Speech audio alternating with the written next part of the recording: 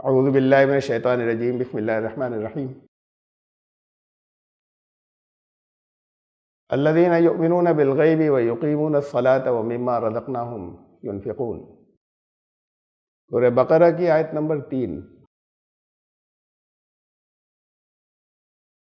متقی وہ ہیں، یہ قرآن ہدایت ان لوگوں کے لیے ہے جو بغیر دیکھے ایمان لاتے ہیں۔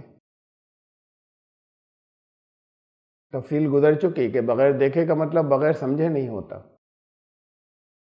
لیکن نظر نہیں آتی بہت سی چیزیں جسے انہوں نے نہیں دیکھا، ان پر بھی ایمان لاتے ہیں اور صلاۃ کا نظام قائم کرتے ہیں، اور صلاۃ اس نماز کو بھی کہتے ہیں۔ یہ دونوں چیزیں ہیں، اس کی بھی تفصیل گزر چکی۔ وَمِمَّا رَزَقْنَاهُمْ يُنْفِقُونَ، اور ہم نے جو کچھ انہیں عطا فرمایا ہے اس میں سے وہ خرچ کرتے ہیں۔ یہاں صرف زکوٰۃ کا ذکر نہیں ہے کہ جو لوگ غریبی ریکھا سے اوپر ہیں، وہ پاورٹی لائن سے اوپر ہیں، وہ اس میں سے خرچ کرتے ہیں اور ان کو دیتے ہیں جو لوگ نیچے ہیں۔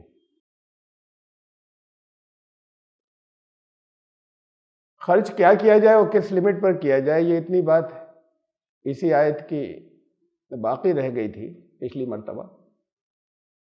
یہ جب عام بات کہہ دی سب سے کہ اپنے جو ہم نے انہیں عطا فرمایا اس میں سے خرچ کرتے ہیں،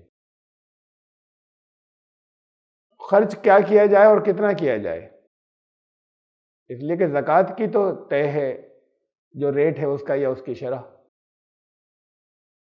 لیکن یہاں پر تو ایک عام بات کہہ دی گئی سب سے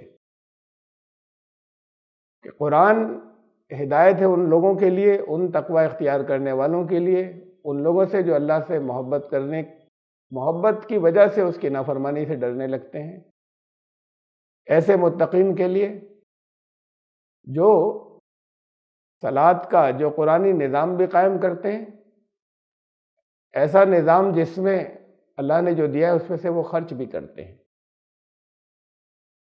خرچ کے لیے قرآن نے یہ کہا کہ تم سے جب وہ یہ سوال کریں، وَيَسْأَلُونَكَ مَاذَا يُنْفِقُونَ، تم سے پوچھتے رہیں گے کہ خرچ کیا کریں، قُلِ الْعَفْوَ، یہ دو لفظ ہیں، دو الفاظ، ان سے کہہ دو کہ وہ سب خرچ کر دو جو تمہاری ضرورت سے زیادہ ہو۔ ضرورت سے زیادہ کیا ہے؟ لوگوں کے پاس اربوں روپے ہو سکتے ہیں، اس کے بعد بھی کہیں گے کہ بھی ہماری ضرورت باقی ہے۔ اس کا پیمانہ کیا ہے کہ ضرورت سے زیادہ کیا ہے؟ جو کچھ بھی وہ استعمال کرتے ہیں، یہ قرآن اور احادیث کے اندر جو کچھ میں نے اس سلسلے میں غور کیا ہے، میں اپنی فہم کے اعتبار سے آپ کو بتا رہا ہوں، ورنہ ضرورت ہو سکتی ہے کسی کی 10 گاڑیوں کی ضرورت ہو سکتی ہے۔ ضرورت سے زیادہ کیا ہے؟ ایک شخص کے بہت سے مکان ہو سکتے ہیں۔ تو یہ جو کہہ دیا جو تمہارے پاس ایکسٹرا ہو، یہ نہ تو سوشلسٹ نظام ہے کہ اسٹیٹ طے کرے گی کہ تمہاری ضرورت کیا ہے، یا سب کے اندر برابر سے تقسیم کیا جائے گا، چاہے جو جتنا کمائے، وہاں پروڈکٹیوٹی وہاں پر رک جاتی ہے، تعمیر رک جاتی ہے، وہ نظام چلا بائی فورس امپلیمنٹ کیا گیا اور نافذ کیا گیا اور فیل ہو چکا۔ اس کا حساب اللہ کے یہاں دینا ہوگا جو نہیں کرتے۔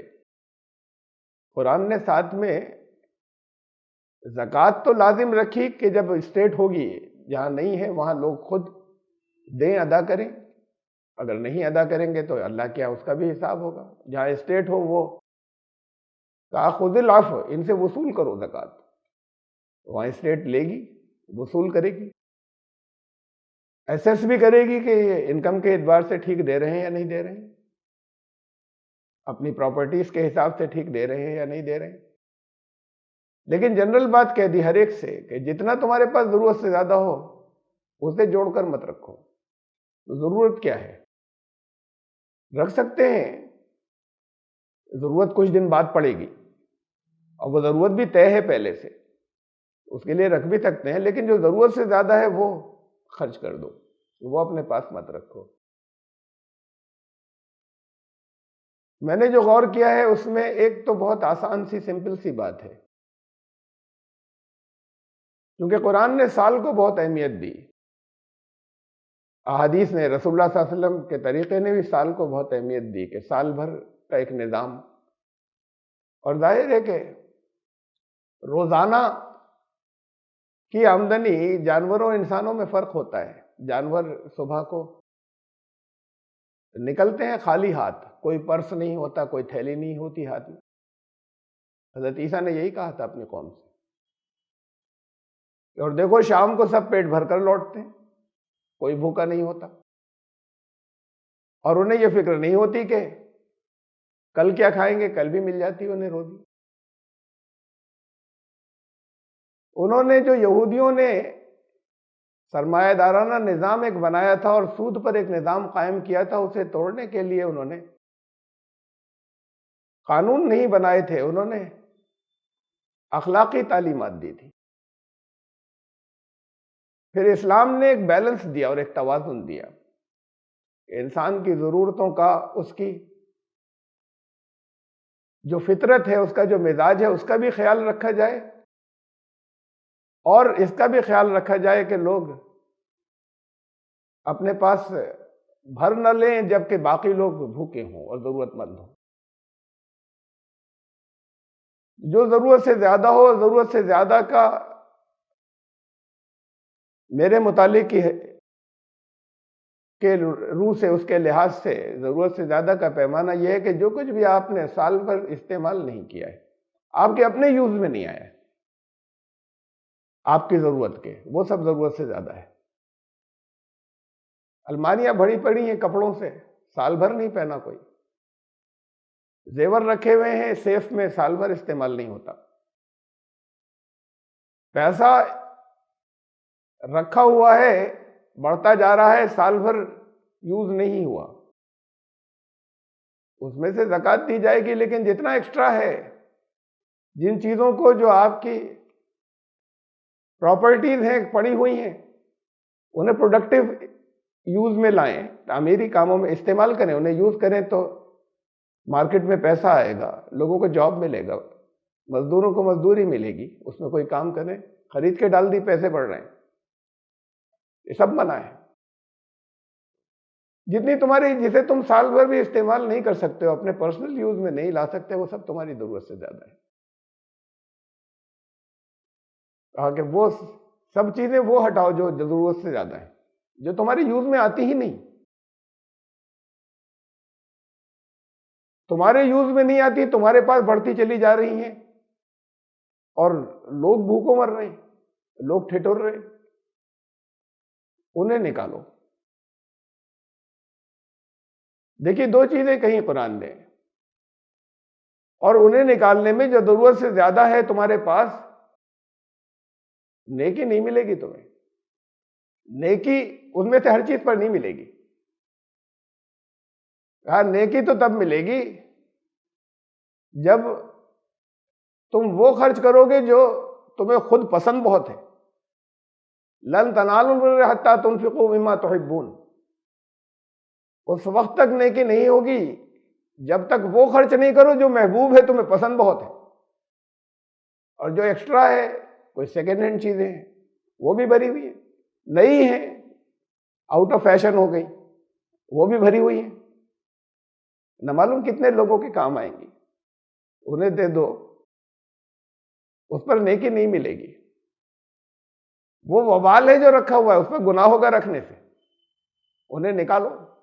نیکی تب ملے گی جو تمہیں پسند ہے، اپنے یوز میں لا سکتے تھے اس کے بعد دیا، اپنے یوز میں لانا چاہتے تھے اس کے بعد دیا، تب نیکی شروع ہوگی. قرآن نے یہ نظام دیا، کمانے کو منع نہیں کیا. لیکن اس کا استعمال ہوتا چلا جائے، اس کے استعمال سے مارکیٹ میں پیسہ آئے گا، اسے کہیں انویسٹ کریں، جوڑ کر نہیں رکھیں۔ اور پھر اسی لیے پھر زکوٰۃ کا نظام بنایا کہ جنہوں نے رکھا ہے تو ان کا اس میں سے گھٹتا چلا جائے، اگر رکھے ہوئے ہیں اس میں سے زکوٰۃ جو ہے وہ دیتے چلے جائیں گے، جتنا ضرورت سے زیادہ ہو، پھر اگر اس کے بعد ہے تو سال بھر میں اس میں سے دینا پڑے گا، زکوٰۃ دینی ہوگی۔ اور وہ چیزیں ہیں جو استعمال کی نہیں ہے، اور ایسی جو استعمال کی نہیں ان کو تو ایسے کر کے ان پر زکوٰۃ بھی نہیں ہے نا، اپنے پاس رکھی ہوئی۔ جو چیزیں یوز کی اور رکھی ہوئی ہیں، بہت اچھی اچھی چیزیں بھری ہوئی گھروں کے اندر، وہ وبال ہے، اس پر گناہ ہوگا۔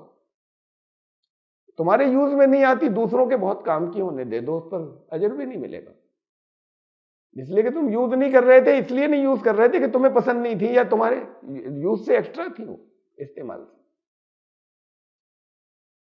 اور پھر اگلی آیت پر میں آ رہا ہوں، اس کی آیت نمبر 3 میں یہ اتنی سی تشریح رہ گئی تھی، اس لیے میں نے اسے پڑھ دیا۔ یہ بہت اہم آیت ہے، اگلی آیت ہے والذین یؤمنون بما انزل الیک وما انزل من قبلک وبالآخرۃ هم یوقنون، اور وہ لوگ جو تمہاری طرف جو نازل کیا گیا، بھیجا گیا، اور تم سے قبل بھی جو نازل ہوا، بھیجا گیا تھا پچھلے لوگوں کی طرف، ان سب میں ایمان رکھتے ہیں اور آخرت میں پختہ یقین رکھتے ہیں۔ دیکھیے ایک بات پہلے رہ گئی تھی، وہ میں بتا دوں۔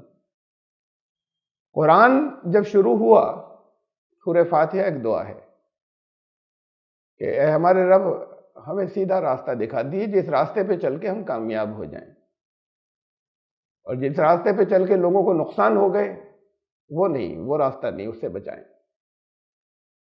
اب اس دعا کے بعد پھر جواب آ رہا ہے پورا قرآن، ہدایت کا راستہ یہ ہے۔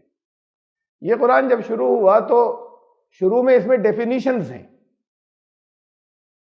بہت امپورٹنٹ کچھ ڈیفینیشنز ہیں، تین طرح کی قرآن کا سبجیکٹ انسان کی ہدایت۔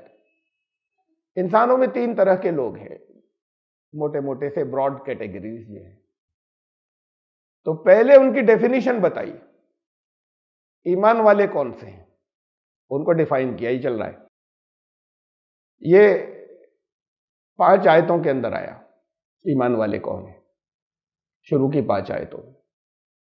اس کے بعد بتایا کافر کون ہے، پہلے ڈیفائن کیا ہے۔ ایسا ہوتا ہے کہ بعض کتابوں میں پہلے کیریکٹرز جو ہے وہ ان کو پریچے کرا دیا جاتا ہے کہ یہ کیریکٹر کون ہے، یہ کیریکٹر کون ہے، اور یہ کیریکٹر کون ہے۔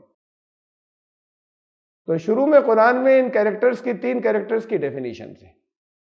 ایمان والے کون ہیں، اس لیے کہ پورے قرآن کے اندر بھی ایمان والوں کا ذکر آئے گا، ایمان لانے والوں کو ایڈریس کیا جائے گا، سمبودھت کیا جائے گا۔ کافر کون ہے، ڈیفینیشن پر ٹھیک سے غور کیے بغیر آپ کافر کو نہیں سمجھ سکتے۔ بڑی بھیڑ سمجھتی ہے کہ ہم جانتے ہیں کافر کون ہے، وہ ساری بھیڑ غلط سمجھتی ہے۔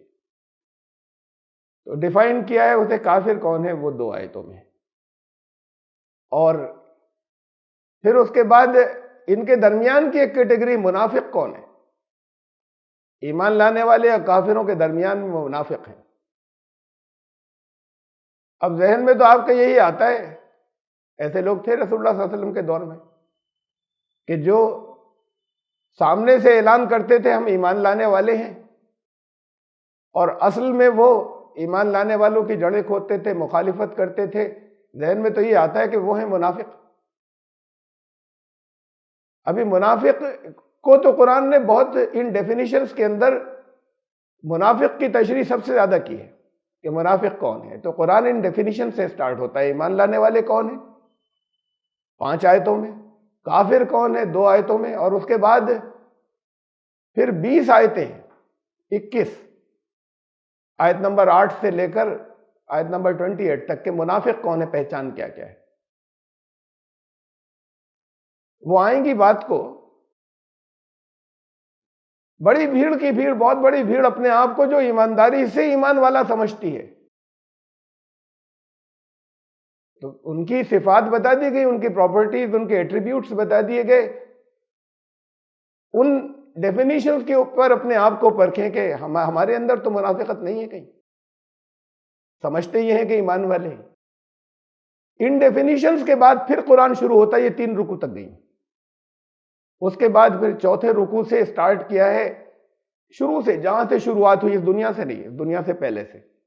انسان کی بگننگ کہاں سے ہوئی، خیر اور شر کی بنیادیں کہاں پڑی اور کیسے پڑی، اور پھر زمین پر انسان کو بھیجا گیا.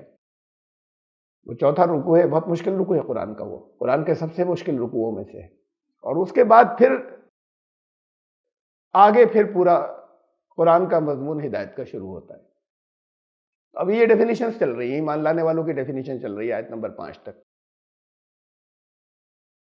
ایمان پہلے سمجھیں اچھے طریقے سے کہ ایمان ہے کیا، اور اس کا ایک حصہ یہ بھی ہے، وہ لوگ جو ایمان لاتے ہیں وہ جو تمہاری طرف نازل کیا گیا اور وہ جو پچھلے لوگوں کی طرف بھیجا گیا تھا، تم سے پہلے جو گزرے، یعنی قرآن پر اور پچھلی کتابوں پر. پچھلی کتابوں پر ایمان لانے کا مطلب کیا ہے؟ خالی الفاظ ہیں کہ ہاں ہم مانتے ہیں کہ پہلے بھی کتابیں آئی تھیں اور سچی تھی، بس یہی ہو گیا، کتابیں آئی تھیں. یہ تو قرآن نے دوسری جگہوں پہ ذکر کیا کہ ہم نے ہر جگہ اپنے رسول بھیجے، وَلِكُلِّ أُمَّةٍ رسول، ہر امت میں for every nation there was a prophet. رسول تھے، رسول کتابیں لائے تھے. تو جب قرآن میں یہ تذکرہ ہے تو ہمیں معلوم ہے کہ آئی تھی. تو صرف یہ ماننا کہ پہلے کتابیں اللہ کی طرف سے آئی تھی، ظاہر ہے کہ اللہ کی طرف سے آئی تھی تو سچی تھی، بس یہ ایمان ہو گیا. ہماری بڑی بھیڑ اس کو صرف یہیں تک سمجھتی ہے. اسے ایمانیات کے اندر کیوں رکھا گیا؟ ایک جگہ نہیں، بہت سی جگہوں پہ قرآن نے کہا ان میں ایمان لانا ہے، ان پچھلی کتابوں میں. تو اس کا مطلب کیا ہے پچھلی کتابوں میں ایمان کا؟ صرف اتنا مطلب نہیں ہوتا یہ کہہ دینا کہ ہاں مانتے پہلے کتابیں آئی تھی اللہ کی طرف سے. اللہ پر ایمان لاؤ، کیا صرف اتنا مطلب ہے کہ ہم یہ مانتے ہیں کہ اللہ ہے، بس ہو گیا ایمان؟ زیادہ سے زیادہ یہ اور مان لیا کہ ایک ہے تو ایمان ہو گیا. اللہ پر ایمان، اللہ پر ایمان کے تو بہت تقاضے ہیں، بڑی تفصیلات ہیں. اور اگر وہ جو قادر مطلق ہے اور وہی الہ ہے اور وہی حکم دینے کا اختیار رکھتا ہے، وہی قانون بنانے کا اختیار رکھتا ہے، الہ کا مطلب ہی یہی ہے. اگر اس قانون کو فالو نہیں کیا تو اللہ پر ایمان نہیں ہے. تو پھر کتابیں تھیں جیسے یہ خالی کافی نہیں ہے کہ ہم نے ہاں ہم مانتے ہیں اللہ ہے. بہت سے لوگ کہتے ہیں اللہ نہیں ہے، ہم مانتے ہیں اللہ ہے، تو ایمان ہو گیا. یہ تو ایسے ہی ہو گیا کہ پہلے بھی کتابیں آئی تھی، اللہ نے بھیجی تھی، جب بھیجی تھی تو سچی ہی تھی، تو یہ بھی ایمان ہو گیا. تو ایمانیات کی چیزیں اسے سمجھیے، اور اس میں بہت غلطی ہوئی ہے، اس میں بڑی کمی رہ گئی ہے اسے سمجھنے میں. شروع کے حصے میں ابھی ہم چل رہے ہیں، یہ ساری چیزیں آگے آتی چلی جائیں گی. شروع میں وقت بہت زیادہ لگ جائے گا چیزوں کو سمجھنے میں، اس لیے کہ سمجھا ہم نے آج تک غلط ہے، اور پھر بعد میں یہی گزرتی رہیں گی تو اس پر اتنا وقت نہیں لگے گا. تو کبھی اگر ایک ہی ایک آیت میں بہت وقت لگ جائے تو اس سے آپ پریشان نہ ہوں. اسے نہیں سمجھیں گے تو ایمان ہی پورا نہیں ہوگا. پچھلی کتابوں پر ایمان لانے کا مطلب کیا ہے؟ اس سے پہلے قرآن پر ایمان تو آ رہا ہے سمجھ میں کہ بھئی قرآن کے احکامات کو مانیں. پچھلی کتابوں پر ایمان لانے کا مطلب کیا ہے؟ پچھلی کتابیں تو بدل گئیں، ان میں بہت تحریف ہو گئی، انٹرپولیشنز. اور بدل گئی کا مطلب یہ نہیں کہ کل بدل گئی، ہر چیز غلط ہو گئی. قرآن ہی کہتا ہے کہ ان میں ہدایت اور نور آج بھی ہے، اور قرآن ایمان لانے کی بات کر رہا ہے ان پر. تو مکمل غلط نہیں ہو گئی، ان میں کچھ غلط ہے کچھ صحیح ہے. غلطیاں اس میں تحریف، اس کے اندر انسانوں کی گڑھی ہوئی چیزیں ڈال دی گئیں، اور وہ بھی موجود ہے ان کے اندر جو اللہ نے نازل فرمایا تھا. یہ ان کا مکسچر ہے. یہ خود قرآن بھی کہتا ہے. قرآن نے کہا فَوَيْلٌ لِّلَّذِينَ يَكْتُبُونَ الْكِتَابَ بِأَيْدِيهِمْ ثُمَّ يَقُولُونَ هَٰذَا مِنْ عِندِ اللَّهِ. اپنے ہاتھ سے لکھ کے اس میں ڈال دیتے ہیں، وہ کہتے ہیں یہ اللہ کی طرف سے ہے، یہ اللہ کا کلام ہے. تو خود قرآن نے کہا کہ پچھلے لوگوں نے ایسا کیا ہے، اور وہ کتابیں خود گواہ ہیں کہ ان کے اندر انٹرپولیشن اور تحریف ہو گئی. ذہن میں رکھیے گا، تحریف یا انٹرپولیشن کا یہ مطلب نہیں کہ ہر چیز بدل گئی. ان کے اندر اللہ کا کلام بھی موجود ہے اور اس کے اندر انسانوں نے اپنی چیزیں بھی گھسا دی، اور جو اس پر غور نہیں کر رہے وہ ہر چیز کو اللہ کی طرف سے کہہ رہے ہیں۔ بڑی خرابی ہے ان لوگوں کے لیے، افسوس ان پر، تباہی ہے ان لوگوں کے لیے کہ جو اپنے ہاتھ سے کتاب لکھتے ہیں اور کہتے ہیں یہ اللہ کی طرف سے ہے۔ اس آیت کی زد میں بہت کچھ آتا ہے، صرف پچھلی کتابیں نہیں آتی، یہ بھی ذہن میں رکھیے گا۔ میں نے تو پچھلی کتابوں کے یہ بتانے کے لیے کہ پچھلی کتابیں کے اندر قرآن کہہ رہا ہے کہ چینجز، بہت سے غلط چیزیں ڈال دی گئیں، اس کے لیے اس آیت کا حوالہ دیا، لیکن رینج بہت ہے اس آیت کی۔ ان سے الگ بھی یہ صرف ان کی بات نہیں ہو رہی جو اپنے آپ کو مسلمان نہیں کہتے، مسلمانوں کی بہت بڑی تعداد وہ ہے کہ جو کتابیں اللہ کی طرف سے نہیں آئیں انہیں کہتے ہیں کہ یہ اللہ کی طرف سے آئی ہیں۔ کیونکہ یہ آیت، اس آیت کی تفسیر نہیں کرنا ہے ہمیں، چل رہی ہے بات پچھلی کتابوں پر ایمان، اس لیے ہم آگے بڑھ رہے ہیں۔ یہ مثال میں دیتا ہوا چل رہا ہوں کہ کتابیں خود گواہ ہیں۔ اللہ نے تو کہا کہ تبدیلی ہو گئی ان کے اندر، کتابیں خود گواہ ہیں۔ مثلا وید، پرانی کتابیں، یہ 4 وید ہیں۔ رگ وید، اس میں بہت چھوٹا، بہت پتلا وید ہے کہ یجروید، رگ وید، یجروید، سام وید اور اتھر وید۔ ان میں یہ یجروید بہت ضخامت یا اپنے موٹائی کے اعتبار سے منتروں کی تعداد کے حساب سے وہ چھوٹا سا ہے۔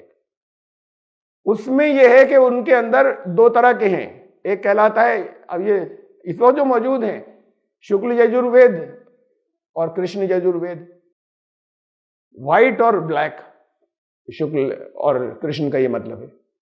اب یہ 2 طرح کی سیریز چل رہی ہیں، ان 2 طرح کی سیریز میں بھی الگ الگ پارٹ ہیں، ورژنز ہیں، یا انہیں سنہتائیں ہیں، یا شاخائیں بھی کہتے ہیں۔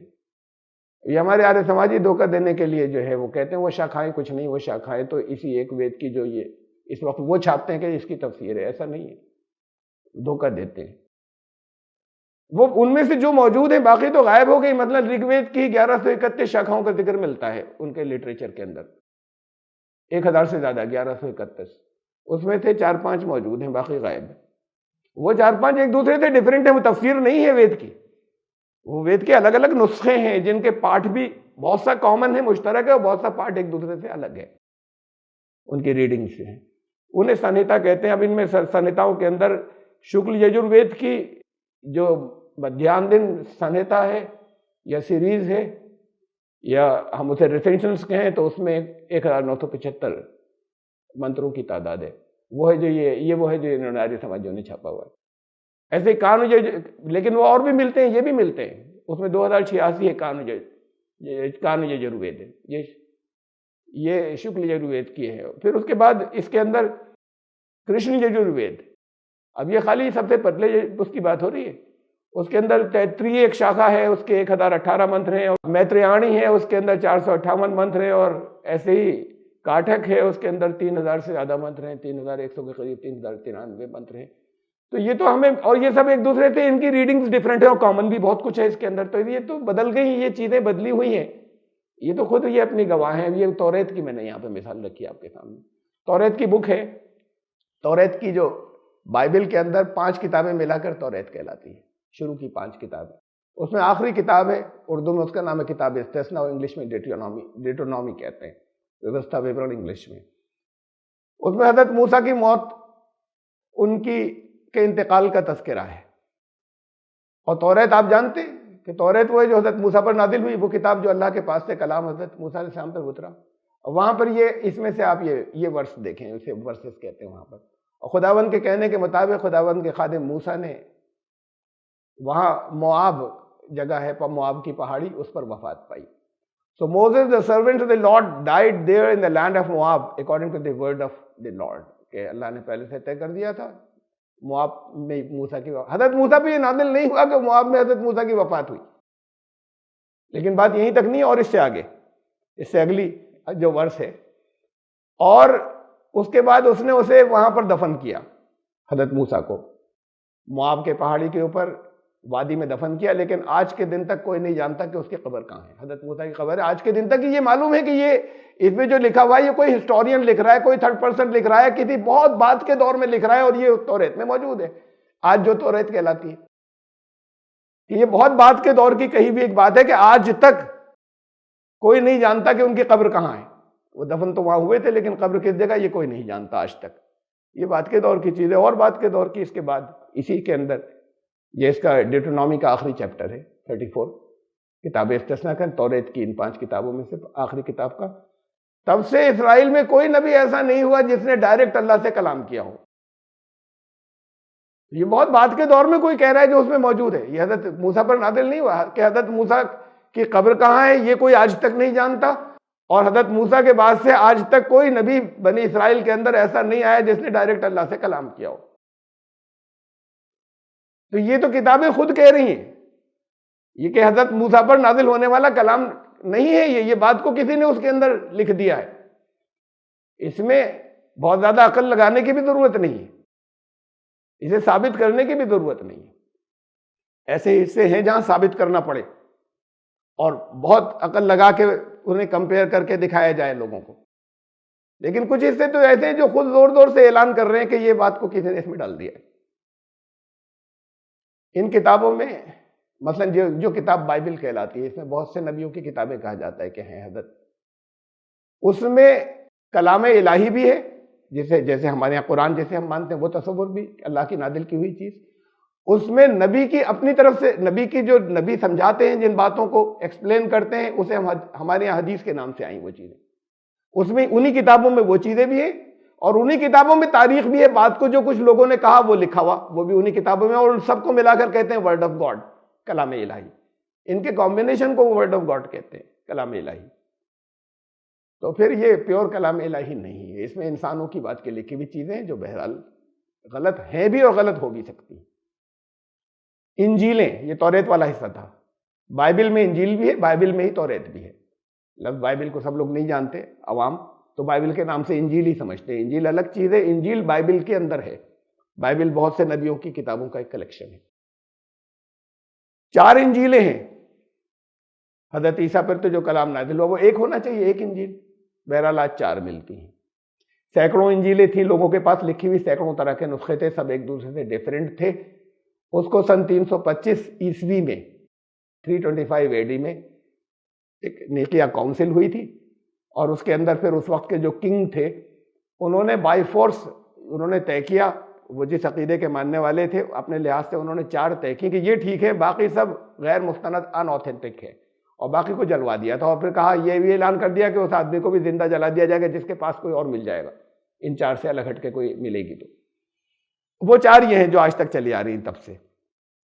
پہلی ہے the gospel of Saint Matthew, متی کی انجیل. اب دیکھیے اس کے اوپر اگر آپ کو نظر آ رہا ہو جو باریک سا اوپر لکھا ہوا ہے، جو اگر نہیں نظر آ رہا تو میں پڑھ دیتا ہوں. The gospel according to Saint Matthew. Gospel کا مطلب انجیل. انجیل کے معنی بھی خوشخبری ہیں، گاسپل معنی بھی خوشخبری ہیں. The gospel according to Saint Matthew. According to Saint Matthew جو بھی ہیں، بات کی ایک شخصیت ہے، ان کے مطابق انجیل یہ ہے. The gospel according to, the gospel according to Saint Matthew. اور ہندی میں ہے وہ، ہندی کی بائبل جو ہے، ہندی کا ٹرانسلیشن. اور ہم کہتے ہیں Hindi Bible, Urdu Bible, French Bible, Russian Bible, German Bible, English Bible. English قرآن نہیں ہوتا، اردو قرآن نہیں ہوتا، فارسی قرآن نہیں ہوتا. فارسی ترجمہ قرآن ہوتا ہے، فارسی ٹرانسلیشن. انگلش یہاں پر یہ نہیں ہوتا، یہ انگلش ٹرانسلیشن ہے. آپ کو دنیا میں کوئی بائبل ایسی نہیں ملے گی جس میں ساتھ میں ٹیکسٹ بھی ہو کہ یہ ہے متن، ٹیکسٹ، مول پاٹ، اور یہ ہے اس کا انواد، ٹرانسلیشن. بس یہ Hindi Bible, English Bible, Urdu Bible, فارسی پرشین بائبل، عربک بائبل کہلاتی ہے. تو خالی ٹرانسلیشن ایشو ہوتا ہے، ٹیکسٹ نہیں دیتے. دنیا میں اکیلی قوم ہے یہ جنہوں نے اپنا ٹیکسٹ چھپا رکھا ہے، ٹیکسٹ نہیں ایشو کرتے جہاں سے یہ ٹرانسلیشن دے رہے ہیں. ہم اگر اس لینگویج کو، وہ ہیبریو کے اندر جو بھی ان کے پاس چیزیں ہیں ٹیکسٹ کے نام پہ اس وقت، مول پاٹ کے نام پر، ہم اگر جانتے ہوں اس لینگویج کو تو ہم کہہ سکیں یہ ٹرانسلیشن غلط ہے، یہ صحیح ہے. یہ صرف ٹرانسلیشن دیتے ہیں اور اسی کو اوریجنل کہتے ہیں پبلک کے ذہن پہ. تو بہرحال ہندی ٹرانسلیشن میں لکھا ہوا ہے متی کی انجیل، اور اردو میں لکھا ہوا ہے متی کی انجیل، اور ہندی میں لکھا ہوا ہے متی کے انوسار شبھ سندیش. یہ وہی ہے the gospel according to Saint Matthew. اور ایک اور یہ دوسری ہندی بائبل ہے میرے پاس، یہ 2 ہیں، 2 کے میں نے آخری ہیں. ایک پہ لکھا ہوا ہے متی رچت सुसमाचार, ये मत्ती ने खुद लिखा है, मत्ती की लिखी हुई इंजील। ये मैंने आपको बताइए दिखाया, एक मिसाल दी कि ये तो किताबें खुद गवाह हैं। हज़रत ईसा की इंजील किधर है? एक मत्ती की इंजील हो गई, एक लूका की इंजील हो गई, एक मरकुस की इंजील हो गई, एक यूहन्ना की इंजील हो गई। इंग्लिश में कहते हैं the gospel according to Saint Matthew, the gospel according to Saint Luke, the gospel according to Saint mark, the gospel according to Saint John. ये the gospel of Jesus Christ, हज़रत ईसा की इंजील किधर है? तो ये तो किताबें, इनके टाइटल बोल रहे हैं, उन्वान बोल रहे हैं, कंटेंट्स अंदर तो जाए बात को, अंदर की चीजें मैंने आपको त्वरित वाले हिस्से की दिखाई। इसके भी अंदर वो चीजें हैं जो देखें और कहें कि ये तो बात झूठी है, वो गलत है, और ये वर्ड ऑफ गॉड नहीं है, कम से कम इंसान की डाली हुई चीज है बात की, ये खुदा की तरफ से नादिल नहीं हो रहा, ये कोई नरेटर, कोई हिस्टोरियन बयान कर रहा है। भरी पड़ी इंजील के अंदर वो चीजें कि कोई ये तो नरेटर है, कोई और बयान कर रहा है, ये इसे नादिल शुदा चीज नहीं कहते। तो बहरहाल ये किताबें जो हैं, ये खुद इनके कंटेंट ये कहते हैं कि वर्ड ऑफ गॉड नहीं है। ये वर्ड ऑफ गॉड नहीं है का मतलब सारी की सारी वर्ड ऑफ गॉड नहीं, इसमें इंसानों की चीजें भी शामिल हो गई हैं। अब भी ईमान लाने की बात का मतलब क्या होगा? हम ईमान वाले कहते हैं कि हम उन पर भी ईमान रखते हैं जो पहले आई। इस रोशनी में, इस तहरीफ की वजह से, इस इंटरपोलेशन की वजह से ये मान लिया गया, हमारे उलमा ने मान लिया, बस इतना कह देना काफी कि पहले भी किताबें आई थी, सच्ची थी, बस ये ईमान हो गया। लेकिन ईमान इतने से पूरा नहीं होता, ईमानियात के अंदर रखा गया तो ईमान की कुछ और डिमांड्स होती हैं, ईमान के कुछ तकाजे होते हैं। जैसे मैंने आपको बताया अल्लाह पर ईमान, हमने कह दिया ला इलाहा इल्लल्लाह मुहम्मद रसूलुल्लाह, और ये भी यकीन दिला दिया गया आपको कि जिसने जबान से कह दिया उस पर जन्नत वाजिब हो गई। और तो कह तो सब मुसलमानों ने दिया, इसलिए कि मुसलमानों के यहाँ पैदा किया था अल्लाह ने, अल्लाह ही ने पैदा कर दिया इनके यहाँ। अब वो अल्लाह ही इस बात के ऊपर मजबूर है कि इन सबको तो भेजेगा जन्नत में, इसलिए कि ला इलाहा इल्लल्लाह तो सबके माँ बाप ने सिखाया है, तो जिसने भी कहा वो गया जन्नत में। कुरान कुछ और कहता है, और ये तो बड़ा आसान नुस्खा था, बड़े बड़े आसान नुस्खे हैं, बहुत से हैं। कल सुबह के दर्स में इत्तेफाक से उसके मौजू के आए थे, इसलिए बताऊंगा। बड़े बड़े आसान नुस्खे हैं, कुछ भी मत करिए, नमाजें भी छोड़िए, सब कुछ छोड़ दीजिए, एक रोज़ा रख लिया करिए 10 मुहर्रम का, 10 रोज़ा भी रखने की जरूरत है, 10 मुहर्रम में एक खास नमाज है, मैं बता दूंगा उसका तरीका, आप लोग पढ़ लें। 50 साल पिछले गुनाह माफ होंगे, 50 साल के अगले माफ होंगे, अब पूरी जिंदगी हो गई कवर इसमें। तो जो 50 साल से ज्यादा के हैं, 60-65 साल के, वो भी 60 साल से ऊपर तो भी बालिग नहीं थे उस वक्त, उसका हिसाब नहीं होगा, पिछले 50 साल का मतलब टोटल माफी हो गई। और जो 70-75 के हैं उनके लिए फिर और तरीके हैं, एक आध चीज कह लिया करें उनके, वो भी माफ हो जाएंगे। कुरान तो ये नहीं कहता, ईमान लाना ये नहीं होता। ईमान लाने का मतलब, मानने का मतलब, तुमने क्या माना वो तुम्हारे अमल में नजर आएगा। ये अब इन किताबों पर ईमान लाने का मतलब खाली ये नहीं कि वो किताबें थी, अल्लाह की तरफ से आई थी, हमारे ये समझ लिया गया, और इसकी वजह से समझ लिया गया जो आपने देखा भी कि इनमें तो बहुत गड़बड़ है। तो फिर ईमान लाने का मतलब क्या हुआ? कुछ ना कुछ तकाजे होंगे जब ईमानियात में रखा गया है, कोई हिकमत होगी जब अल्लाह ने इसे ईमानियात के अंदर रखा है। तो ये हिस्सा बहुत जरूरी है, वरना आपकी ईमानियात पूरी नहीं होती, ईमान वाला हिस्सा पूरा नहीं हो रहा। जो लोग फलाह पाने वाले हैं, शुरू में बताया ईमान वाले कौन है जो फलाह पाएंगे, ये बात पूरी नहीं होती अगर ईमान को आपने नहीं समझा। और मेरे कहने की बात नहीं है, कुरान कह रहा है बार बार, जैसे कुरान कह रहा है वैसे हम ईमान लाएंगे। आगे चल रहे हैं, ईमान कुरान ने कहा मसलन, ये चंद हैं, बहुत सी जगहों पर है, कुल्लुन आमना बिल्लाहि व मलाइकतिही, सब का मतलब इससे पहले आगे आमना रसूल बिमा, रसूल भी ईमान लाया, और वल मोमिनून, जो मोमिन कहते हैं अपने आप को, वो भी ईमान लाए। ये सब कुल्लुन आमना बिल्लाहि व मलाइकतिही व कुतुबिही व रुसुलिही ला नुफर्रिकु बैना अहदिन मिन रुसुलिही, ये सब अल्लाह पर ईमान लाए। हम भी रसूल भी लाए थे, अल्लाह पर ईमान लाए, उसके फरिश्तों पर ईमान लाए, उसकी किताबों पर ईमान लाए, सारे रसूलों पर ईमान लाए, रसूल भी सारे रसूलों पर ईमान लाए। और एक बात यहां और कह दी गई, ला नुफर्रिकु बैना अहदिन मिन रुसुलिही, हम किसी रसूल में कोई फर्क नहीं करते आपस में, रसूलों को अलग अलग नहीं करते, एक दूसरे से कोई फर्क नहीं करते। ये अपने आप में बहुत अहम बात है। आप करते हैं क्या? आप तो ऐसा नहीं करते कि फर्क नहीं करते हो। हमारे तो हर खुतबे में होता है कि हमारी मोहब्बत अपनी जगह, इताअत इनकी होगी मोहम्मद रसूलुल्लाह सल्लल्लाहु अलैहि वसल्लम की, हम मोहब्बत किसी से भी ज्यादा कर सकते हैं। कानूनी बात एक कह दी कि बड़ी हिकमत है इसके अंदर, और सिर्फ कुरान की बात नहीं, रसूलुल्लाह सल्लल्लाहु अलैहि वसल्लम ने अपनी जबान से भी कह दिया था, फरमाया था कि मुझे, बुखारी की हदीस है, मुझे किसी नबी से अफजल मत कहना, ये नहीं कहा था मत मानना, जबान से मत कहना, مت کہنا، اور یہاں تک کہ ایک نام لیا حضرت یونس کا، ان سے بھی افضل مت کہنا۔ اکیلے نبی تھے یا رسول تھے ایسے کہ جن سے ایک خطا اللہ نے ہو جانے دی تھی، ورنہ روک دیا جاتا ہے، ایک خطا ہو گئی تھی، کہا ان سے بھی افضل مت کہنا مجھے۔ یہ یہاں دنیا کی حد تک، جتنی حدیث، ایک بھی حدیث میں آپ کو کچھ نہیں ملے گا کہ میں وہ افضل، ہمارے یہاں ہے سب سے افضل، ہم اپنی زبان سے کہتے ہیں، کہا کہنا مت، یہ نہیں کہا تھا ماننا مت۔ بڑی حکمت ہے اس میں کہ مت کہنا کا مطلب کیا ہے؟ تم اپنے گھر کے لیے تھوڑی آئے تھے، تم ساری دنیا کے لیے آئے تھے، یہ امت ساری دنیا کے لیے آئی تھی، یہ خالی آپ اپنے گھر میں اپنے کچھ عمل کرنے کے لیے نہیں آئے تھے۔ مت کہنے میں بڑی حکمتیں تھیں۔ بہرحال یہ جو فضیلتوں کی حدیثیں ہیں نا، وہ اس دنیا سے آنے سے پہلے کی ہیں، اس دنیا سے آنے سے پہلے سب سے افضل، اس دنیا سے جانے کے بعد، اس دنیا کے حد تک جو کچھ ہے اس کے اندر کا اپنی زبان سے مت کہنا سب سے افضل۔ یہ تو خود رسول اللہ صلی اللہ علیہ وسلم نے روک دیا، بخاری کی حدیث ہے، قرآن کہہ رہا ہے کہ تم اعلان کر دو کہ ہم کسی میں کوئی فرق نہیں کرتے رسولوں میں، لیکن یہ کتابوں کے بارے میں نہیں کہا ہم فرق نہیں کرتے، یہاں کا سب کتابوں پر ایمان لائے، سب رسولوں پر ایمان لائے، ہم رسولوں میں فرق نہیں کرتے۔ یہ تو پھر ایک الگ موضوع ہے، پھر آئے گا تو پھر اس پر میں بات کروں گا کہ تلک الرسل فضلنا بعضهم علی بعض، وہ کچھ رسول تھے، ان میں سے کچھ کو کچھ پر ہم نے فضیلت دی تھی، ہر انسان میں سے کوئی ایک دوسرے سے افضل ہے، لیکن وہ فضیلتیں کہا ہم طے نہیں کریں گے، اس لیے کہ وہ فوراً ہی ایک مثال دے دی، اس کے آگے دو مثالیں دے دیں، وَكَلَّمَ اللَّهُ مُوسَىٰ تَكْلِيمًا، موسیٰ وہ تھے جن سے اللہ نے ڈائریکٹ کلام کیا تھا، ایسی مثالیں دے دی جو رسول اللہ صلی اللہ علیہ وسلم نے نہیں کیا تھا اس دنیا میں رہتے ہوئے۔ ان کی فضیلت یہ تھی کہ ان کو وہاں لے جایا گیا، حضرت موسیٰ کو نہیں لے جایا گیا، اللہ سے کلام کیا تھا، یہاں پہ رہتے ہوئے صرف حضرت موسیٰ نے کیا تھا، یہ ان کی اپنی فضیلت تھی۔ پھر آگے وہ آتے نا عیسیٰ ابن مریم البینات، ہم نے عیسیٰ ابن مریم کو ایسی مردے سے کہا زندہ ہو جائے، وہ زندہ ہو گیا، کئی مرتبہ ہوا ایسا، یہ حضرت محمد صلی اللہ علیہ وسلم کو نہیں دی تھی، اور بہت سی چیزیں دی تھی جس میں یہ افضل تھے، تو کہا یہ فضیلتیں جو ہیں یہ تم باتیں نہیں کرو گے کون زیادہ افضل ہے۔ قرآن نے جگہ جگہ اسے وعدے کیا، اور یہ آپ کو عقیدہ دیا ہے۔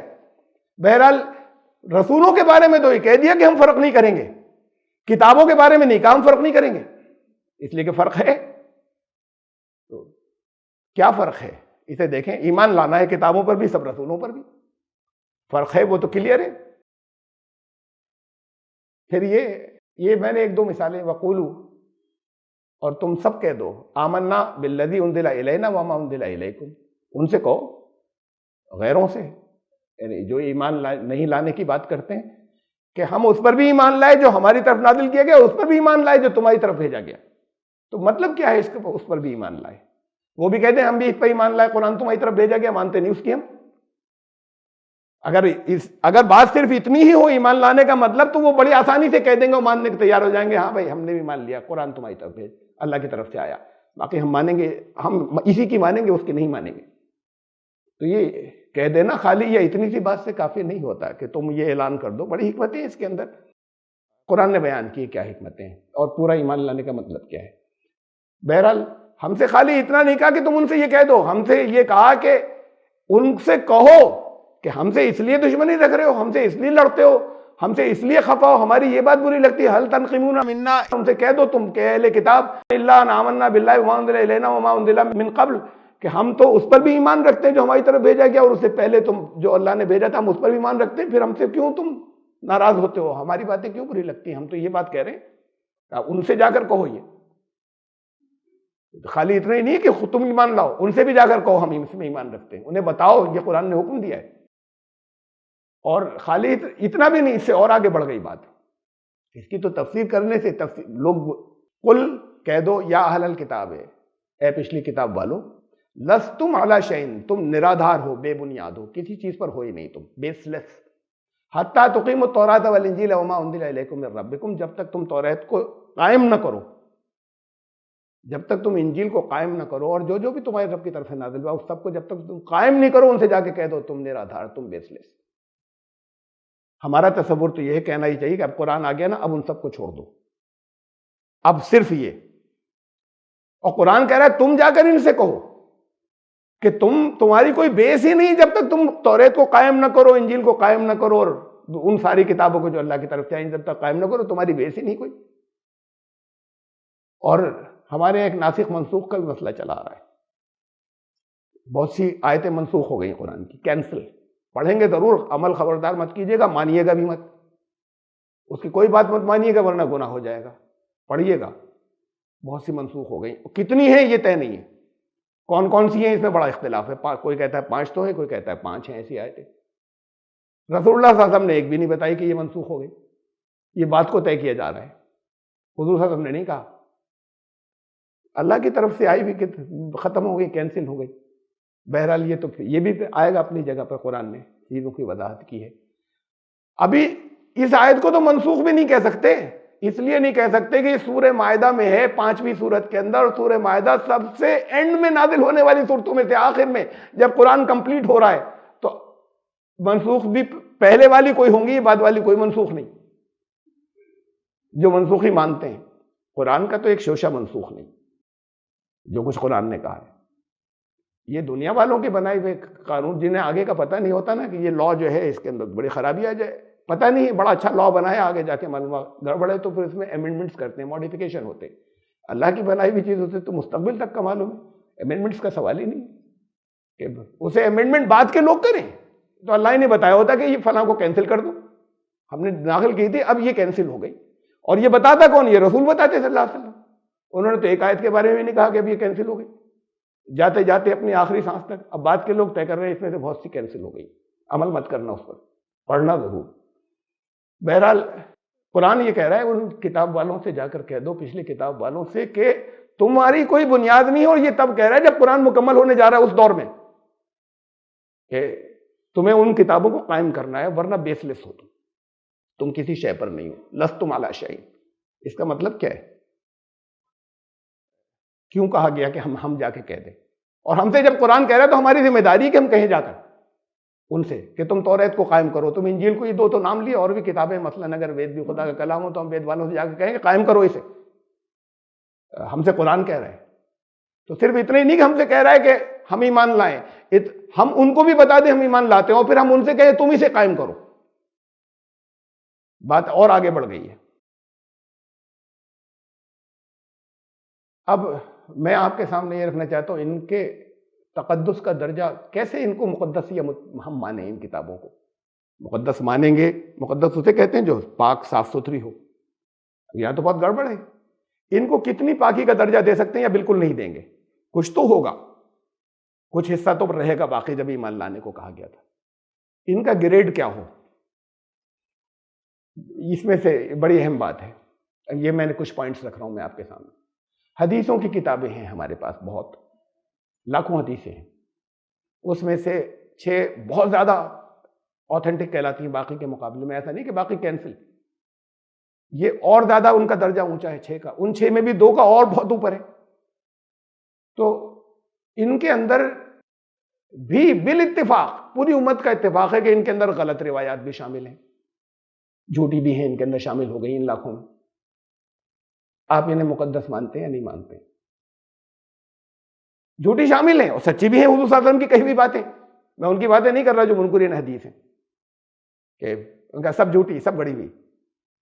انہوں نے اسی سے ریئیکٹ ہو کے کہہ دیا، جیسے انہوں نے یہ کہہ دیا کچھ جھوٹ اس میں ہے موجود، جب اس کی بنیاد پر یہ انہوں نے ان کے رد عمل ان کے ریئیکشن میں کہہ دیا، جو کہتے ہیں نا اس کی تو ایک ایک چیز مانیں گے، جھوٹا کچھ نہیں، تو وہ اس کے رد عمل میں بولے یہ سب جھوٹ کا پلندہ، ان کی ہم بات نہیں کر رہے۔ جب اس میں بہت کچھ سچ ہے اور بہت کچھ جھوٹ مل گیا، ہم انہیں آج بھی مقدس مانتے ہیں نہیں مانتے؟ احترام ان کا کرتے ہیں یا نہیں کرتے ہیں؟ تو پھر اگر ان میں کچھ جھوٹ مل گیا اور سچ بھی ہے تو انہیں مقدس نہیں مانا جا سکتا؟ میں تو صرف ابھی ہم اپنے طرز عمل کی مثال دے رہے ہیں، میں کمپیئر کرنے کے اندر حدیثوں کی کتابوں میں کوئی بات ایک کہی جا رہی ہے بہت سی حدیثوں کے اندر، اور الگ الگ چینل سے وہ آ رہی ہیں، الفاظ ڈیفرنٹ، ایک ہی بات کہی جا رہی ہے لیکن الگ الگ الفاظ میں آ رہی ہیں، الگ الگ ورڈز کے اندر آ رہی ہیں، اور اس کے سند بھی الگ الگ ہیں۔ رسول اللہ صلی اللہ علیہ وسلم نے تو ایک ہی کہی ہوگی نا بات، اب وہی بات جو ہے وہ الگ الگ ورڈز میں آ رہی ہے، انہوں نے تو ایک ہی ورڈز میں کہی تھی نا۔ تو پھر یہ جب ایک ہی بات الگ الگ ورڈز میں کہی جا رہی ہے، ہم ملا کر دکھانا شروع کر دیں، دیکھیے صاحب انجیلوں میں یا وید میں یا فلاں کتابوں کے اندر ایک ہی بات تو ٹھیک ہے ایک ہے، لیکن کتنے الگ الگ ورڈز میں کہی گئی اللہ کی طرف سے نہیں ہے، تو یہ سب انسانوں کا لکھا ہوا ہے، یہ بھی انسانوں کا کیا ہوا ہے۔ ہم اسے مقدس کا درجہ دیتے ہیں. ایک بات جو ہے وہ الگ الگ الفاظ میں لوگوں نے جو سنا اسے بیان کر دیا. وہ سب رسول اللہ صلی اللہ علیہ وسلم کے الفاظ نہیں ہیں.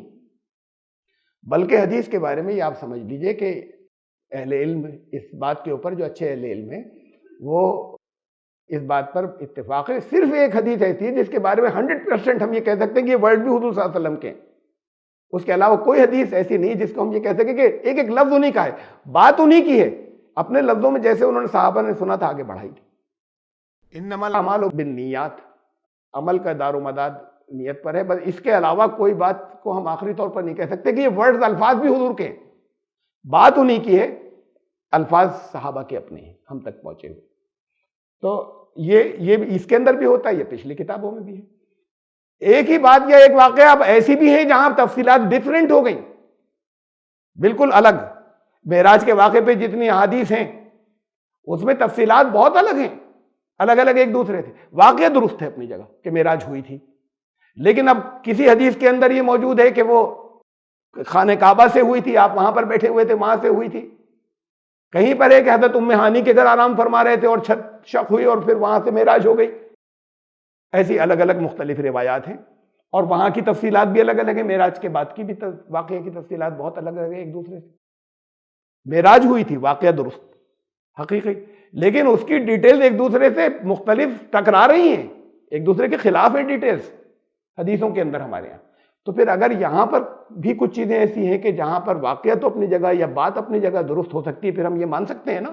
جب انہیں ہم مقدس کا درجہ دیتے ہیں تو پھر یہاں بھی ایسی چیزیں ہو سکتی ہیں کہ جہاں پر بات اپنی جگہ ٹھیک ہو، لیکن الگ الگ جو ہمارے پاس کتاب ٹریڈیشنز اس کے اندر آ رہی ہیں وہ ایک دوسرے سے ٹکرا رہی ہیں، لیکن بات اپنی جگہ، کل ملا کر بات ٹھیک ہے اپنی جگہ، یہ ہوا تھا.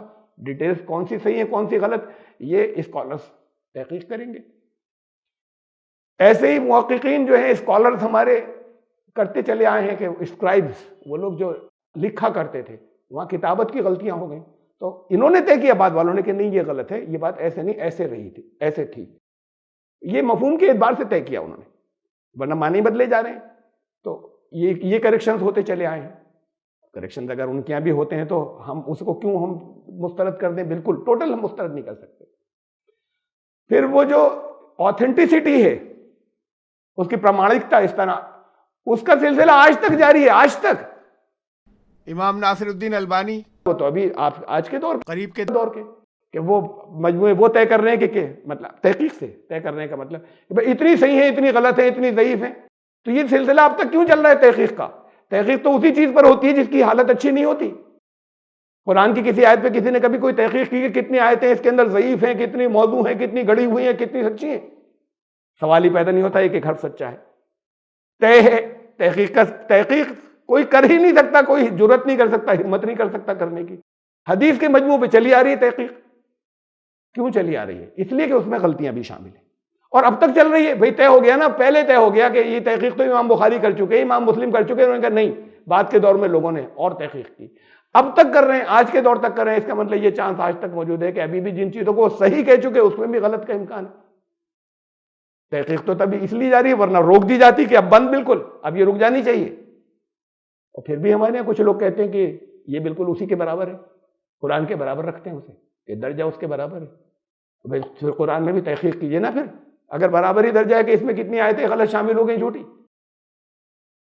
درجہ تو خود ہی طے کر دیا انہوں نے کہ برابر نہیں ہے. جب اس پہ وہ ریسرچ کر رہے ہیں، کہہ رہے ہیں ہم نے جو ریسرچ کر لی، ہمارے کسی عالم نے کر لی، اس کے بعد درجہ برابر ہو گیا قرآن کے. آپ کی طرف سے انہوں نے کرنی ان کو کیوں پڑی، اور آپ کی طرف سے چاہے جتنا بڑا ہو چاہے جتنا قابل ہو، اس کی ہوئی تحقیق کی بنیاد پر آخری طور پر تو فائنل کبھی ہو ہی نہیں سکتا. بہرحال سلسلہ جاری ہے، ایسی ان کی بھی جاری ہے. پھر ہمارے یہاں ایسا ہوتا ہے کہ ڈیفرنٹ جو اختلافات ہیں، ایک روایت کے اندر بہت سے اختلافات ہیں، ایک ہی واقعے کی جو ٹریڈیشن یا روایات یا پرمپرا ہمارے پاس آئی کی. اب اس میں ہمارے محققین یہ کرتے ہیں کہ یہ دونوں ملا کر ایک ساتھ کیسے درست ہوں گی. اس میں اپنا ایک بتا کہ نہیں یہ بھی ٹھیک ہے یہ بھی ٹھیک ہے، آپ کو لگ رہا ہے ٹکراتی ہوئی نہیں. اس کا اصل مطلب یہ ہے، اسے کہتے ہیں تطبیق یا سامنجس سے بیٹھانا. اور یہ بھی کرتے ہیں، اور بہت کثرت سے، بہت زیادہ ہے کہ بھئی یہ سب ہیں، یہ ٹکرا رہی ہیں ایک دوسرے سے، لیکن اس کے اندر یہ زیادہ ٹھیک ہے، یہ بات زیادہ ٹھیک ہے. اسے کہتے ہیں ترجیح، پریفرنس دینا، پراتھمکتا، کہ یہ اوپر ہے، باقی باتیں اس کے مقابلے میں نیچی ہیں. یہ ان کے محققین بھی کرتے چلے آ رہے ہیں، ان کے اسکالر بھی پچھلی کتابوں کے آج تک کر رہے ہیں کہ بھئی یہ الگ الگ آئی تھی لیکن اس میں یہ زیادہ اوتھینٹک بات ہے۔ اب ہم لا کے کہیں گے صاحب یہ تو دیکھیے سب غلطی کا پلندہ، تو پھر اس کو بھی کہا جائے نا، ہم اس کا بھی احترام کرتے ہیں نا، حدیث کے مجموعوں کا، اسے ہی مقدس کہتے ہیں، ان کا احترام کرتے ہیں، اس کا کیوں نہیں کر سکتے؟ یہی خامیاں، فنی خامیاں جسے ہم کہیں، یہ تو ان میں بھی ہیں، یہی ان میں بھی ہے جو ہمارے حدیث کے مجموعوں میں۔ پھر حضور صلی اللہ علیہ وسلم کے الفاظ یہ طے ہے کہ نہیں ہیں، صحابہ کے الفاظ ہیں، بات چاہے وہی ہو، صحیح حدیثوں کی میں بات کر رہا ہوں جن کے بارے میں یہ تحقیق ہو چکی کہ یہ صحیح ہیں، وہاں بھی الفاظ جو ہیں وہ حضور صلی اللہ علیہ وسلم کے نہیں ہیں، صحابہ کے ہیں۔ پھر الہامی، یہ حضور صلی اللہ علیہ وسلم تک نے جو بات کہی وہ اللہ کی رضا سے کہی، اللہ کی مرضی سے کہی، اللہ کے حکم سے فرمائی، وہ اپنی مرضی سے کچھ نہیں کہتے تھے، وما ينطق عن الهوى، وہ اللہ کے حکم سے کہتے تھے۔ لیکن یہاں قرآن کے اندر الفاظ بھی وہی ہیں جو اللہ کی طرف سے آئے تھے، یہاں الفاظ صحابہ کے ہیں، حضور صلی اللہ علیہ وسلم کے بھی نہیں بچے۔ میں صحیح حدیثوں کی بات کر رہا ہوں جن پہ تحقیق کر دی گئی کہ یہ صحیح ہیں، تو وہ الہامی اگر ہیں تو وہ معنن ہی تو ہیں، معنی کے اعتبار سے، ورڈز کے اعتبار سے تو نہیں بچے۔ یہ پوزیشن وہاں پر بھی ہے کہ یہ ہو سکتا ہے کہ الفاظ بالکل سیف نہ ہو، اب جیسے یہ ٹرانسلیشنز ہیں، اس میں چیزیں بہت سی ٹھیک ہوں گی، یہ معنن الہامی ہے، یہ ورڈ آف گاڈ اس معنی میں کہ یہی ورڈ نازل ہوا تھا اللہ کی طرف سے نہیں ہے۔ اور اب یہ پھر اگلا موضوع ہے اس میں، اسی بحث کے اندر میں اس بات کو سمجھانا چاہ رہا ہوں ان ساری چیزوں کو لانے کے بعد کہ پھر لیکن ایک سپیریورٹی ہے حدیث کی، آپ نے بالکل برابر کر دیا ان پچھلی کتابوں کے اوپر۔ سپیریورٹی یہ ہے کہ اس پر بے مثال تحقیق ہوئی، اس کے نیریٹرز کی زندگی کے اوپر ایسی کوئی نظیر دنیا میں نہیں ملتی جتنی تحقیق کی گئی۔ اس کے باوجود آج تک آخری طور پر فائنل بہت سی چیزیں طے نہیں ہوئی، بے مثال تحقیق ہوئی۔ ایک سپیریورٹی ان کو، تو ایک سپیریورٹی ان کتابوں کو ہے۔ حدیث کی کتابوں کے اندر اللہ کا کلام تو نہیں ہے نا، رسول اللہ صلی اللہ علیہ وسلم نے جو ایکسپلین کیا وہ ہے، ان کتابوں کے اندر اللہ کا کلام بھی موجود ہے، انسانوں کی چیزیں تو گھسی ہیں۔ ایک سپیریورٹی یا ایک ترجیح ان کی۔ تو کل ملا کر ہم ان کو، یہ ساری باتیں میں اپنی طرف سے، ساری میں نہیں کہہ رہا، ان میں سے بعض مثالیں میں نے دی ہیں، مولانا عبید اللہ سندھی نے اس کے اوپر رحمۃ اللہ علیہ انہوں نے لکھا ہے اس پہ تفصیل سے کہ ہم ان کتابوں کو، پچھلی کتابوں، حدیث کی کتابوں کو جتنا ہم مقدس کا درجہ دے سکتے ہیں، ان کتابوں کو اس درجے پر رکھ سکتے ہیں، قرآن کے برابر تو نہیں رکھ سکتے، لیکن ہم اس درجے پہ، جس درجے پہ ہم انہیں مقدس مانتے ہیں حدیث کی کتابوں کو، اس درجے پہ انہیں بھی مقدس مانا جا سکتا ہے، اس لیے کہ اللہ کا کلام ہے ان میں، اور جتنی خامیوں کو ہم کہہ رہے ہیں، توجہ دلاتے ہیں، وہ خامیاں تو ہمارے حدیث کے مجموعوں میں بھی ہیں، تو ہم اس لیے مقدس انہیں بھی مان سکتے ہیں جب اسے مانتے ہیں۔ تو اب پھر ایک اللہ اس سے بحث میں آتی ہے کہ پچھلی کتابیں جتنی ہیں، یا پچھلے صحیفے یا پچھلے اسکرپچر یا اللہ کی طرف سے جو کتابیں آئیں، ایک حدیث کو پیش کیا جاتا ہے کہ صاحب یہ حدیث یہ کہہ رہی ہے کہ اب ان کتابوں کو نہیں چھوڑا جائے گا، اس حدیث کا حوالہ بہت دیا جاتا ہے۔ ابھی 4-5 روز پہلے ہماری ایک ساتھی کو دیا گیا، علماء تھے موجود، ان کے بیچ میں آئی بات کہ صاحب حدیث کہہ رہی ہے کہ ان کتابوں کو اب نہیں چھوڑا جائے گا، خود حضور صلی اللہ علیہ وسلم نے منع کر دیا ہے۔ وہ حدیث کیا ہے اسے دیکھیے۔ حضرت جابر رضی اللہ عنہ سے روایت ہے، میں نے شروع کا حصہ چھوڑ دیا ہے، وہ شروع کا حصہ یہ ہے، یہاں جو لکھا ہے اس میں شروع کا حصہ نہیں ہے، شروع کا حصہ یہ ہے، جو ریلیونٹ لفظ ہیں وہ لے لیے ہیں کہ حضرت عمر رضی اللہ تعالیٰ عنہ کچھ پیجز تھے، وہ توریت کے لے کر آئے یہودیوں کے ایک مدرسے سے، اور اسے لا کے وہ پڑھ رہے تھے حضور صلی اللہ علیہ وسلم کے سامنے کہ یا رسول اللہ، انہوں نے یہ کہا کہ یا رسول اللہ اس میں تو بہت اچھی اچھی باتیں ہیں، ان پیجز کو پڑھ کے ہی کہہ رہے تھے، وہ پڑھ رہے تھے، ادھر حضرت ابوبکر بھی وہاں کھڑے تھے، انہوں نے ٹوکا، رسول اللہ صلی اللہ علیہ وسلم کے چہرے کا رنگ بدل رہا تھا، غصہ بڑھتا جا رہا تھا، چہرے سے ظاہر ہو رہا تھا، اور حضرت عمر پڑھتے جا رہے تھے، نظریں یہاں تھیں، حضرت عمر نے کہا کہ حضرت ابوبکر نے ٹوکا کہ عمر تم دیکھتے نہیں چہرے انور کو، کہ بڑا سخت جملہ کہہ کے یہ بات کہی حضرت عمر سے، حضرت عمر نے چہرے انور پر نگاہ ڈالی اور کانپ گئے، اور جلدی سے اسے بند کر دیا اور کہا کہ ہم، جو الفاظ ان کے ہیں کہ رضیت باللہ ربا وبالاسلام دینا وبمحمد نبیہ، میں اللہ کے رب ہونے پر اور اسلام ہی کے دین ہونے پر اور محمد صلی اللہ علیہ وسلم کے اللہ کے رسول ہونے پر بس میں راضی ہوں، اور اسے بند کر دیا۔ اس کے بعد پھر حضور صلی اللہ علیہ وسلم نے فرمایا، جب حضرت عمر نے یہ ایک طریقے سے توبہ کر لی کہ آپ کو ناراضگی ہو رہی، میں غلط کر رہا تھا، حضور صلی اللہ علیہ وسلم کے الفاظ ہیں اب یہ، قسم ہے اس ذات کی جس کے قبضے میں محمد کی جان ہے، والذی نفس محمد بیدہ، اگر موسیٰ تمہارے درمیان ظاہر ہوتے، لو بدا لکم موسیٰ، موسیٰ بھی تمہارے لیے اگر آ جاتے اس وقت اور تم ان کی پیروی کرتے، فاتبعتموہ وترکتمونی، اور مجھے چھوڑ دیتے، تو تم یقیناً گمراہ ہو جاتے، تم صحیح راستے تھے، لضللتم عن سواء السبیل، تم سیدھے راستے سے ہٹ کر بھٹک جاتے۔ آگے ہیں اس کے الفاظ، ولو کان حیا، اور اگر موسیٰ بھی آج زندہ ہوتے، وادرک نبوتی، اور میری نبوت کا دور پاتے، لتبعنی، وہ میرا ہی انوسرن کرتے، وہ میری ہی اتباع کرتے، وہ میری ہی پیروی کرتے، اگر موسیٰ بھی ہوتے تو۔ اس کی بنیاد پر یہ بہت آتا ہے، اس کی بنیاد پر یہ کہا جاتا ہے، اس حدیث کا حوالہ دیا جاتا ہے کہ پچھلی کتابوں کو حضور صلی اللہ علیہ وسلم نے منع کر دیا تھا، اس سے کسی بھی طرح کا کچھ ثبوت لینے کو، بات کرنے کو ان کی۔ اب قرآن تو کہہ رہا ہے ان پر ایمان لاؤ، قرآن کہہ رہا ہے تم جا کر ان سے کہو، ان لوگوں سے کہو جا کر ان کتاب والوں سے کہ تمہیں قائم کرنا ہے، اور پھر رسول اللہ صلی اللہ علیہ وسلم ہم سے یہ کہہ رہے ہیں۔ حضرت عمر کو ڈانٹا، یہ ڈانٹا نہیں، غصے کا اظہار فرمایا، پھر یہ الفاظ۔ اور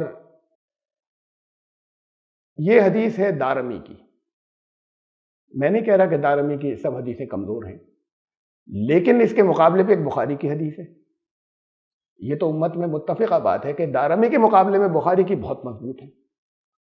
حدثوا عن بنی اسرائیل ولا حرج، تم بنی اسرائیل سے سن کر روایتیں بیان کر سکتے ہو، کوئی حرج نہیں۔ وہ بنی اسرائیل ہی کی تو روایات بیان پڑھ رہے تھے، وہ بنی اسرائیل سے سن کر تم اپنی روایات بیان کر سکتے ہو، کوئی حرج نہیں۔ اب یہ تو ہے بخاری کی حدیث، وہ ہے دارمی کی حدیث، اس کا حوالہ خوب دیا جاتا ہے، اس کا کوئی نہیں دیتا۔ بھائی جب یہ لوگ منع کرتے ہیں تو اس کا دیتے ہیں حوالہ، تو ممکن ہے وہ غلط ہو اور یہ صحیح ہو جب ٹکرا رہی ہیں، لیکن میں آپ سے عرض کر رہا ہوں ٹکرا نہیں رہی ہے، یہ بھی غلط نہیں ہے۔ اس کا مطلب سمجھ لیجئے اس حدیث کا، جس کے قسم ہے اس ذات کی جو رسول اللہ صلی اللہ علیہ وسلم نے کہا، جس کے قبضے میں محمد کی جان ہے، اگر موسیٰ تمہارے درمیان ظاہر ہو جاتے آج اور تم ان کی پیروی کرتے ہو، مجھے چھوڑ دیتے، تو یقیناً گمراہ ہو جاتے۔ یہ جو حضور صلی اللہ علیہ وسلم کو چھوڑ دے تو گمراہ تو ہو ہی جائے گا، ان کی پیروی ایسے کرتے کہ مجھے چھوڑ دیتے تو تم گمراہ ہو جاتے۔ اچھا، حضرت موسیٰ کی انوسرن یا پیروی کیسے ہو سکتی ہے ایسی کہ جو حضور صلی اللہ علیہ وسلم کو چھوڑ دیں؟ کوئی ان سے الگ باتیں کہیں گے؟ وہ کیا وہ کوئی اور توحید پیش کریں گے، کسی اور خدا کی بات کریں گے؟ کیا وہ آخرت کا کوئی اور تصور دیں گے کہ ہم نے حضور صلی اللہ علیہ وسلم کی چھوڑ کے ان کی مان لی؟ یہ چھوڑنا کس چیز میں آئے گا؟ چھوڑنا ایمان والی باتوں میں تو آئے گا ہی نہیں۔ حضرت آدم نے بھی ایمانیات وہی دی تھی، حضرت نوح علیہ السلام نے، جو محمد صلی اللہ علیہ وسلم نے دی، وہی توحید کا عقیدہ، وہی رسالت کا، وہی آخرت کا۔ چھوڑنا اگر آ سکتا ہے، حضور صلی اللہ علیہ وسلم کو چھوڑ کے ان کی مان لینا اگر آ سکتا ہے، تو وہ شریعت والے حصے میں آ سکتا ہے۔ نمازیں اگر 3 وقت کی تھی تو 5 کی ہو گئی، شریعت والے حصے میں آ سکتا ہے، یہ عمل کا جو شریعت والا حصہ ہے۔ اس میں کچھ چینجز وقت کے اعتبار سے ہوئے اور ہوتے رہے۔ شریعت محمدی سے پچھلی شریعتیں کینسل یا منسوخ ہو گئی، پچھلی شریعتیں، ایمان والا حصہ سارا وہی ہے، باقی پچھلی کتابوں کا بھی وہی تھا، حضور صلی اللہ علیہ وسلم نے بھی وہی دیا، دین ایک ہی رہا، اسلام ہمیشہ سے قرآن کہتا ہے۔ تو حضرت موسیٰ کا اس سے یہ ثابت ہوا کہ وہ ورق جو تھے ان کے اندر یہ شریعت والی چیزیں لکھی ہوئی تھیں۔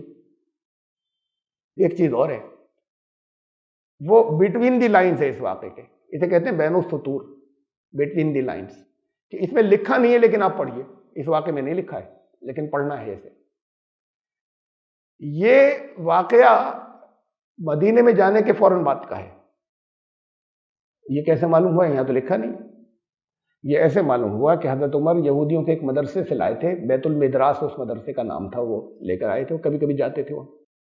ایسے تعلقات یہودیوں سے کہ وہاں پر کبھی ان کے مدرسے میں کبھی چلے جائیں اور وہاں سے کچھ چیزیں لے آئیں پڑھنے کے لیے، ایسے تعلقات تو بس شروع کے چند مہینے رہے بس، اس کے بعد تو پھر ان کی جیسے جیسے سازشیں سامنے آتی چلی گئیں، ان سے دوری اختیار کرتے چلے گئے، پھر ایک ایک کر کے قبیلے کو مدینے سے نکالتے چلے گئے ان کی سازشوں کی وجہ سے۔ یہ تو بالکل شروع کے دور میں جب حضور صلی اللہ علیہ وسلم نے مدینے میں داخل ہو کے آپس میں ایگریمنٹ اور معاہدے کیے تھے ساتھ رہنے کے، اس کے اندر سماجی معاہدے بھی تھے، آپسی تعلقات کے بھی تھے، بس یہ اسی دور کا ماحول ہے۔ تو اس سے ہمیں معلوم بالکل مدینے میں داخلے کے فوراً بعد ہی کی بات ہے یہ واقعہ۔ اچھا، یہ بھی ہمیں معلوم ہے کہ شریعت والا حصہ، عمل، نماز، زکوٰۃ، روزہ، حج، قانون، یہ آیتیں مکے میں نازل نہیں ہوئی، یہ مدینے میں ہوئی۔ مدینے نماز تک 5 وقت کی نماز بھی فرض نہیں ہوئی تھی مکے میں، مدینے جا کر ہوئی. زکوٰۃ کا حکم بھی مدینے جا کر آیا، حج کا حکم بھی مدینے جا کر آیا، کافی بعد میں آیا، اور روزے کا حکم بھی مدینے جا کر آیا، اور باقی جتنے قانون ہیں، جتنے شریعت والے، یہ سب مدینے کے اندر نازل ہوئے. مکے میں تو صرف ایمان والی باتیں تھیں، اور پچھلے حالات سے سبق لو، یتیموں اور ان کی مظلوموں کا خیال رکھو. مکے میں تو یہ ہدایات. یہ مدینے میں جا کر ہوا ہے کہ مدینے کے اندر جانے کے بعد کہ اب ضابطہ، قانون، لا، یہ سب نازل، کوئی لا جو ہے یہ مکے میں نازل نہیں ہوا، سب مدینے میں. تو شریعت اسے کہتے ہیں، اس پارٹ کو کہتے ہیں شریعت، لا، قانون. شریعت والا حصہ نازل ہی مدینے میں ہوا. حضرت عمر اس دور میں پچھلی شریعت کی کچھ چیزیں لے کر آئے ہیں اور پڑھ رہے ہیں، انہیں اچھی لگ رہی تھی کامن سینس سے.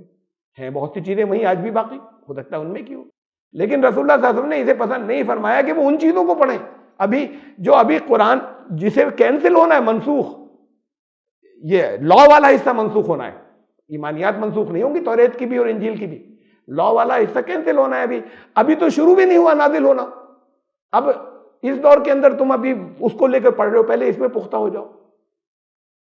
دیکھیے اس کے آگے کے الفاظ، اگر موسیٰ بھی آج زندہ ہوتے اور میری نبوت کا دور پاتے تو وہ بھی میرا ہی انوسرن کرتے، میری اتباع کرتے، میری پیروی کرتے، مجھے فالو کرتے. پھر وہی بات، اتباع و پیروی کاہے میں ہوتی ہے؟ عمل میں ہوتی ہے اتباع و پیروی. تو اتباع میری ہی کرتے کا مطلب جیسے میں نمازیں پڑھتا ہوں ویسے نمازیں پڑھتے، جیسے روزے میں رکھنے کو کہہ رہا ہوں ویسے رکھتے، اپنی شریعت والے حصے کو چھوڑ دیتے. اس سے بھی معلوم ہوا کہ وہ اوراق جو تھے وہ پہلی بات تو مدینے کے دور کے شروع میں تھے، اور دوسری بات یہ کہ ان کے شریعت والے احکامات والے حصے میں کہ تھے، وہ ایمانیات والے حصے میں کہ نہیں تھے. تو رسول اللہ صلی اللہ علیہ وسلم نے ناراضگی ظاہر فرمائی. ابھی تو دین مکمل نہیں ہوا، ابھی وہ سارا لا آنا باقی ہے، اور تم پچھلے لا کی چیزیں لے رہے ہو جس کو ریپیل یا منسوخ ہونا. اس سے یہ ثابت ہوا یہ بھی ٹھیک ہے واقعہ. ہم یہ نہیں کہہ رہے اس سے کہ وہ بخاری کا صحیح ہے یہ جھوٹا ہے، ٹکرا رہے ہیں آپس. اتنی بات ضرور ہے کہ اس سے قرآن میں تو نہیں ہوتی آیتیں منسوخ، حدیث میں حدیثیں منسوخ ہو جاتی ہیں. پچھلے دور میں جو چیزیں آئیں، بات کو اور آئیں، پچھلی باتیں جو ہیں وہ کینسل ہو گئی. یہ بخاری کی اس حدیث سے وہ حدیث اب کینسل یا منسوخ ہو گئی. بعد کے دور میں جب پختہ ہو گئے، جب علم پکا ہو گیا، جب کمپلیٹ شریعت آ گئی، ان کی ٹریننگ ہو چکی، تو رسول اللہ صلی اللہ علیہ وسلم نے اجازت دے دی، اب تم استعمال کرو. لیکن کیوں کرو؟ ضرورت کیا ہے اور یوز کیا ہے؟ یہ باقی حصہ قرآن کیوں کہہ رہا ہے، اس کے باوجود کہ خرابی آ گئی تھی، قرآن کیوں کہہ رہا ہے؟ بس یہ حصہ اس آیت کے سلسلے میں رہ گیا. بہت اہم ہے، بہت اہم ہے کہ قرآن نے کہا کیوں ہے کہ اس پہ ایمان لاؤ، ان سے بھی جا کر کہو تم قائم کرو، جبکہ اس کے اندر خامیاں ہیں اور غلطیاں ہیں. اور پھر رسول اللہ صلی اللہ علیہ وسلم نے بھی اجازت دی کہ ہاں اب وہاں سے سن کر کرو بیان، تمہارا علم ہو گیا پختہ. الگ ہی رہنے دیتے جب سب غلط، جب اس کے اندر شبے ہیں کہ کیا صحیح کیا غلط، تو اسے الگ ہی رہنے دیتے کہ نہیں اسے چھوڑی مت. اب ان سے بھی کہتے اب اسے چھوڑ کر صرف اسے دیکھو. قرآن ان سے کہہ رہا ہے اپنی کتابوں کو قائم کرو. رسول اللہ صلی اللہ علیہ وسلم نے کہا اب تم بھی بیان کر سکتے ہو. تو اب یہ حصہ اتنا سا رہ گیا، زیادہ نہیں ہے، لیکن پھر انشاءاللہ وقت تو ہم 5 منٹ آگے نکل گئے. انشاءاللہ زندگی رہی تو آئندہ مرتبہ ایمان تب پورا ہوگا جب اس حکمت کو سمجھ لیں گے. اور وہ سب قرآن نے بتائی ہے کہ کیوں کہا جا رہا ہے اور کیسے کرو، ان آیتوں کو کیسے چھانٹو گے جس پر ایمان لانا ہے، وہ کیسے چھوڑ دو، یہ بھی سب قرآن نے بتایا. اس سارے حصے کو ہم چھوڑ دیتے ہیں اور اب کہتے ہیں کہ ایسے ایمان پورا ہو گیا. تو شروع میں تو ایمان کی ڈیفینیشن آ رہی ہیں، ان ڈیفینیشنز کو ہی ٹھیک سے سمجھ لی، پھر پورے قرآن کی صحیح بنیاد پڑے گی آگے جا کر. ہمیں چھوڑنا ہے اس میں سے، ان کو سب کو نہیں ماننا ہے، اس میں سے کچھ حصہ چھوڑنا ہے، کچھ لینا ہے. کیوں لینا ہے؟ فائدہ کیا ہے؟ جب وہی بات اگر مثلاً فرض کیجئے بات یہ آئے کہ صاحب قرآن سے جتنی ویریفائی ہو رہی ہیں بس وہ لیں گے ہم، تو پھر ان کو ہی لینے کی کیا ضرورت ہے؟ پھر تو قرآن ٹھیک ہے نا. قرآن سے جتنے کی پشٹی یا تصدیق ہو رہی ہے ان کو لیں گے بس، تو ان کو ہی جب لیں گے تو پھر قرآن ہی کو لے لیں، پھر باقی اس کو ضرورت بھی کیا ہے لینے کی؟ ضرورت کیا ہے؟ کیوں اللہ نے فرمایا؟ یہ حکمتیں بھی پھر بتائی گئی. یہ انشاءاللہ پھر زندگی رہی تو آئندہ مرتبہ، اور پھر یہاں سے پھر ہم اگلی آیات کے اوپر چلیں گے. سبحان ربک رب العزت عما یصفون.